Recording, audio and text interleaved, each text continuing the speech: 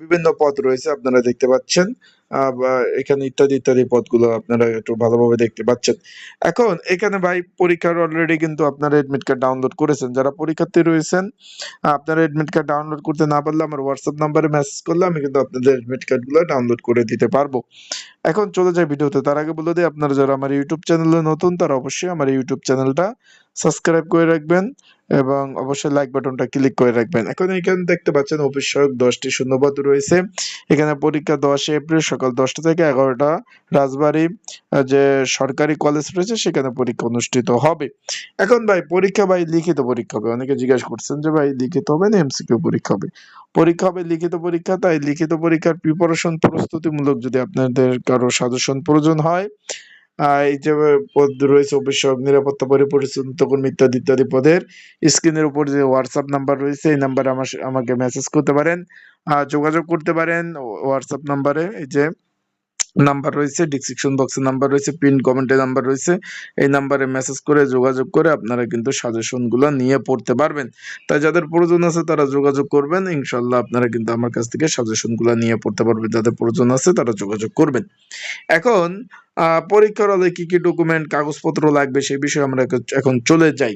এখানে কিন্তু তারা অলরেডি বলে দিয়েছে এখানে যে লিখিত মৌখিক পরীক্ষার জন্য এই প্রবেশপত্রটি ব্যবহার করতে হবে। তার মানে লিখিত পরীক্ষা হওয়ার পর যে মৌখিক পরীক্ষা হবে তা আপনাদের নতুনভাবে কোনো ধরনের কোনো এডমিট কার্ড কিন্তু আপনাদের দিবে না। বিষয়টা একটু খেয়াল করবেন।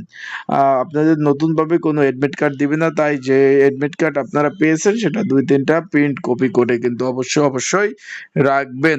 এখানে বলছে যে পরীক্ষার হলে কালো কলম ছাড়া অন্য কোনো কিছু নেওয়া যাবে না। লিখিত পরীক্ষার জন্য উত্তরপত্রের কেন্দ্র হতে সরবরাহ করা হবে। ব্যবহৃত প্রশ্নপত্র খাতার সাথে অবশ্যই দিতে হবে।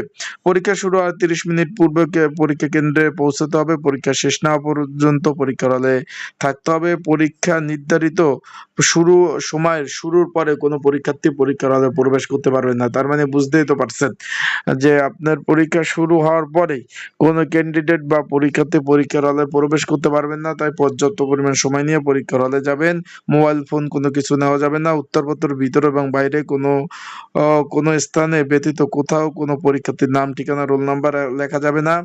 পরীক্ষার এখানে ইত্যাদি ইত্যাদি বলছে যে পরীক্ষা শেষ হওয়ার পর উত্তরপত্র ও প্রশ্নপত্র সব একসাথে জমা দিতে হবে। বিস্তারিত বিষয় কিন্তু লিখে দিয়েছে এবং পরীক্ষার জন্য কোনো ধরনের টিডি বিল পাবেন না। মানে পরীক্ষা দিতে যাবেন আসবেন, কোনো ধরনের খরচ কিন্তু তারা দেবে না।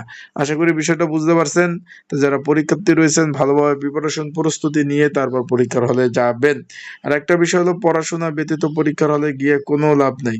আবারও বলতেছি, পড়াশোনা ব্যতীত পরীক্ষার হলে গিয়ে কোনো লাভ নাই। তাই ভালোভাবে পড়াশোনা করবেন, প্রিপারেশন নিবেন। ভালো প্রিপারেশন নিলে ইনশাল্লাহ সফলতা আসবে।